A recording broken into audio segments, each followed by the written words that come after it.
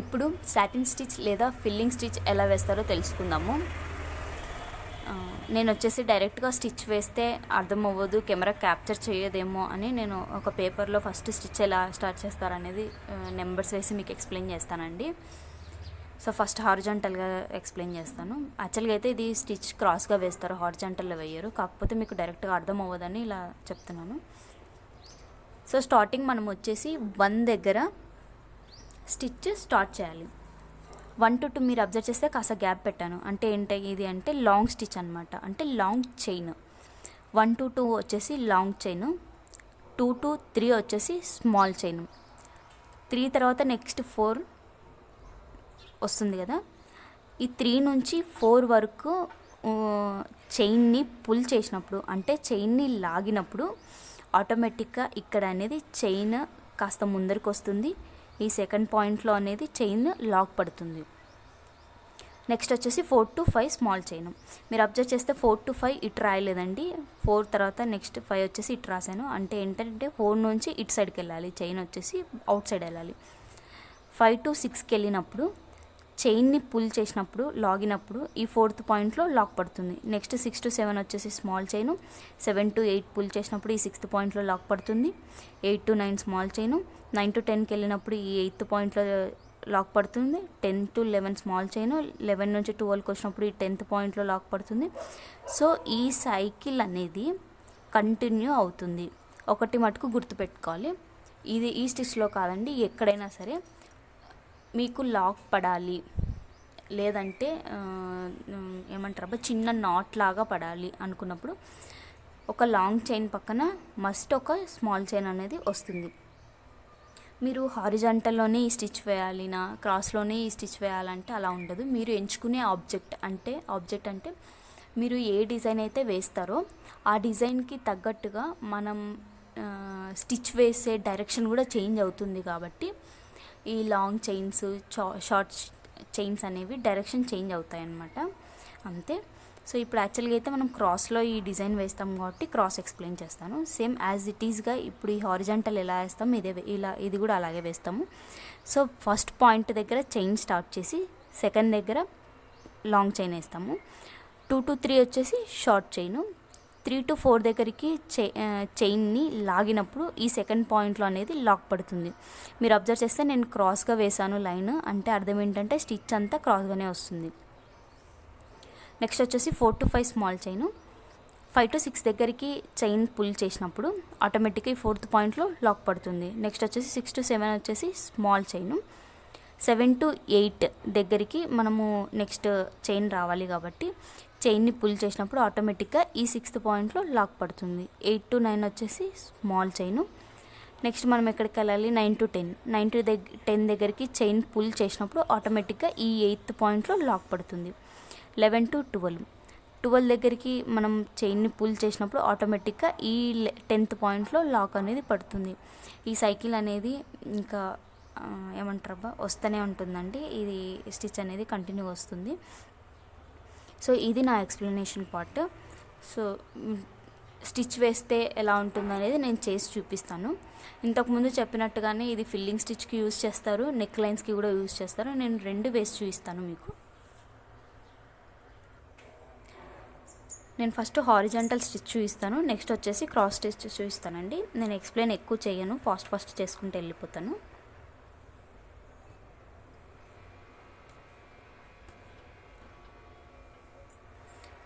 Long chain వేసాను. Next వచ్చేసి small chain తర్వాత థ్రెడ్ పుల్ చేస్తున్నాను. తర్వాత 4th పాయింట్ దగ్గరికి వచ్చాను. 4 to 5 స్మాల్ చైన్ వేస్తున్నాను. నెక్స్ట్ వచ్చేసి 6th దగ్గరికి వెళ్ళాలి కదా, చైన్ పుల్ చేస్తున్నప్పుడు ఆటోమేటిక్గా ఇక్కడ లాక్ పడిపోయింది, ఇక్కడ లాక్ పడిపోయింది. నెక్స్ట్ వచ్చేసి 6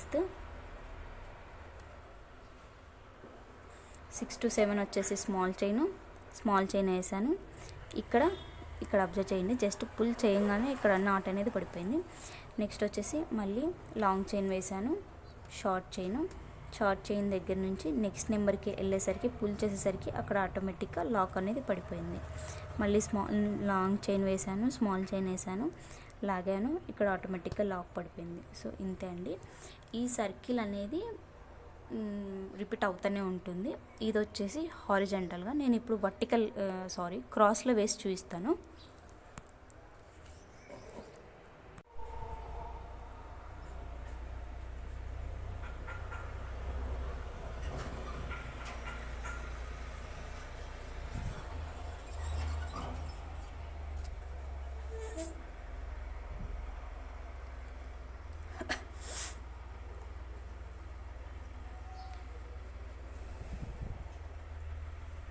నేను క్రాస్ స్టిచ్ చూపిస్తానన్నాను కదా, క్రాస్కి ఇలా పైపింగ్ యూస్ చేస్తారండి. ఇలా ఉంటుంది వైట్ది థ్రెడ్ మొత్తం. సో ఇలా ఉంటుంది వైట్ది థ్రెడ్ మొత్తం. దీంట్లో సైజెస్ కూడా అవైలబుల్ ఉంటుంది. నేను స్మాల్ సైజ్ తీసుకున్నానండి. మోస్ట్లీ నెక్లైన్కి బార్డర్ వేస్తారన్నాను కదా, సో దానికైతే ఇంతకు మించి లావుదే యూస్ చేస్తారు. సో క్రాస్ స్టిచ్ ఎలా వేస్తారో చూపిస్తాను. ఫస్ట్ ఇది స్టిక్ చేసుకున్న తర్వాత మనం ఇక్కడి నుంచి స్టిచ్ స్టార్ట్ చేస్తే ఈ పైపింగ్ అనేది మంచిగా కనిపిస్తుంది. సో మనం అలా చేయకూడదు.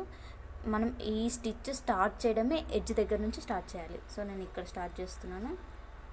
ఇది నెంబర్ 1 పాయింట్ అనుకోండి. 2 తర్వాత స్మాల్ స్టిచ్ వేసాను, పుల్ చేస్తున్నాను, మళ్ళీ లాంగ్ చైన్ వేసాను, స్మాల్ చైన్, మళ్ళీ లాగాలి కదా, నెక్స్ట్ స్టెప్ లాగాను, లాక్ పడిపోయింది. నెక్స్ట్ మీరు ఈ స్టిచ్ వేస్తున్నప్పుడే మీరు ఏం చేయాలంటే కింద దారం కదలకుండా ఆ దారం కవర్ అయ్యేటట్టు స్టిచ్ లోపలికి మీరు కాస్త తోస్తున్నట్టు వేయాలన్నమాట.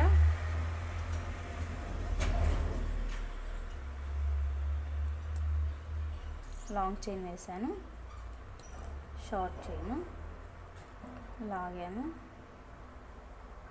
లాంగ్ చైన్, షార్ట్ చైన్ లాగాను, షార్ట్,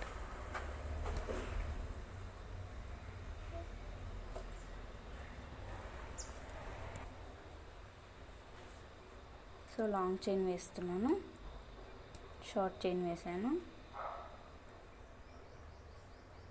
లాగాను. మీరు అబ్జర్వ్ చేస్తే నేను ఇది క్రాస్గానే వేస్తున్నాను, ఎక్కడ హారిజాంటల్గా నేను వేయట్లేదు.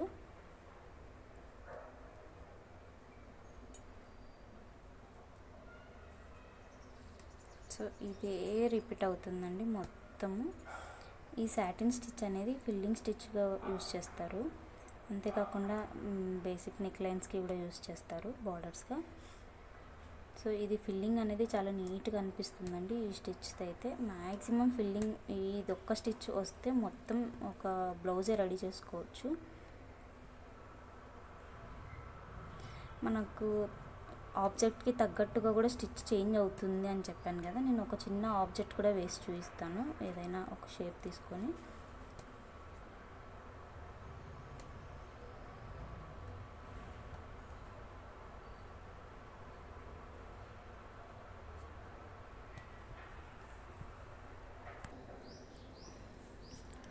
నేను కంప్లీట్ చేశాను అండి. స్టిచ్ అనేది డైరెక్షన్ అయితే చేంజ్ అవుతుందని చెప్పాను కాబట్టి నేను క్రాస్గా వేయట్లేదు, స్ట్రైట్గా వేస్తున్నాను. సో అలాంటప్పుడు ఏమవుతుందంటే నేను ఇక్కడ తీసుకున్నాను స్టార్టింగ్. సో ఒకటి లాంగ్ చైన్, యాక్చువల్గా స్మాల్ చైన్ అని చెప్పాను కదా, అది చాలా చిన్నగా ఉండాలండి. చూడండి నేను చాలా చిన్నగా తీసుకున్నాను. సో తీసుకున్న తర్వాత పుల్ చేస్తున్నాను. సో లాంగ్ చైన్ అయిపోయింది. ఇప్పుడు లాంగ్ చైన్ తర్వాత స్మాల్ చైన్. చూడండి స్మాల్ చైన్ ఎంత చిన్నగా తీసుకుంటున్నాను.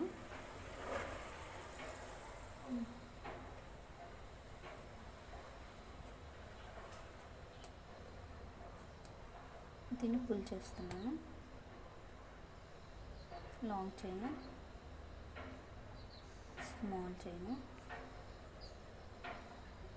Long chain, small chain, pull చేస్తున్నాను. లాంగ్ చైన్,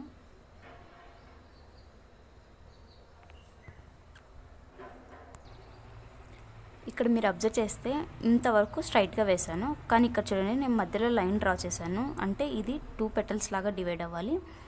సో ఇక్కడ నుంచి ఇంతవరకు ఏమైందంటే ఇది నా స్టార్టింగ్ లైన్, ఇది ఎండింగ్ లైన్ కాబట్టి ఇక్కడ 1, ఇక్కడ 2, 2, 3, 4 నేను అలా తీసుకుంటూ వచ్చాను. కానీ ఇప్పుడు ఇక్కడ ఏమైంది, ఇక్కడ 2 లైన్స్ ఇటు వచ్చాయి కాబట్టి నా డైరెక్షన్ వచ్చేసి ఇప్పుడు ఈ థ్రెడ్ డైరెక్షన్ అంటే వర్క్ డైరెక్షన్ ఈ 2కి షిఫ్ట్ అవ్వాలి. అంటే ఇది 1 పాయింట్ ఇక్కడ అయితే 2 పాయింట్ ఇక్కడ, 2 నుంచి ఇక్కడ స్మాల్ చైన్ వస్తుంది, ఈ 2 పాయింట్ అయింది. ఈ సెకండ్ లైన్ దగ్గర సెకండ్ పాయింట్ తీసుకుంటున్నాను, ఇక్కడ స్మాల్ చైన్. ఇంతకుముందు ఏం చేశాను, ఇక్కడ స్మాల్ చైన్ వేసాను.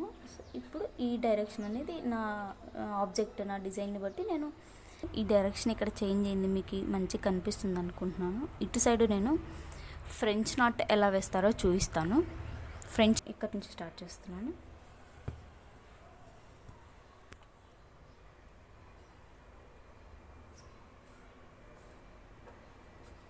ఫస్ట్ ఒక చెంకి ఎక్కించుకుంటున్నానండి. చెంకి ఎక్కించుకున్న తర్వాత ఒక చేయితో స్ట్రాండ్స్ అన్నీ హోల్డ్ చేసి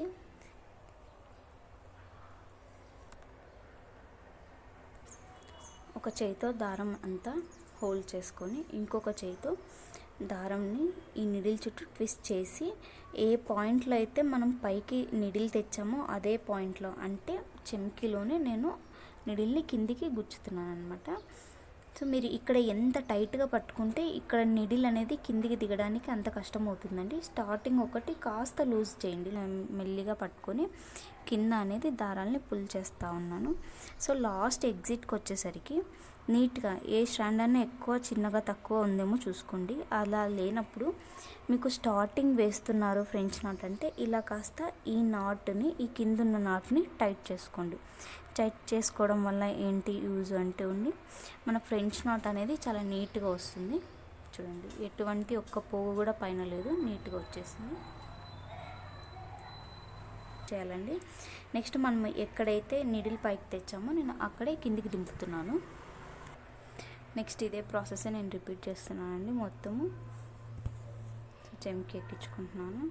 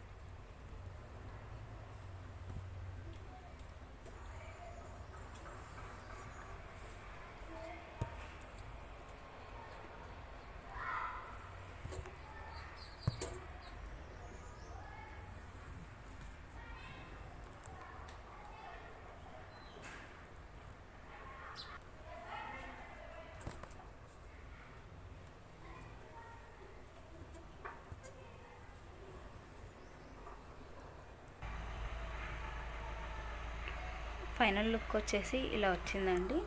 మొత్తం ఒక సైడ్ అంతా సాటిన్ స్టిచ్తో కవర్ చేసేసాను, ఇంకొక సైడ్ అంతా ఫ్రెంచ్ నాట్ చేసేసి చుట్టూ 1 సైడ్ మాత్రమే నేను బార్డర్గా చైన్ స్టిచ్ వేసాను.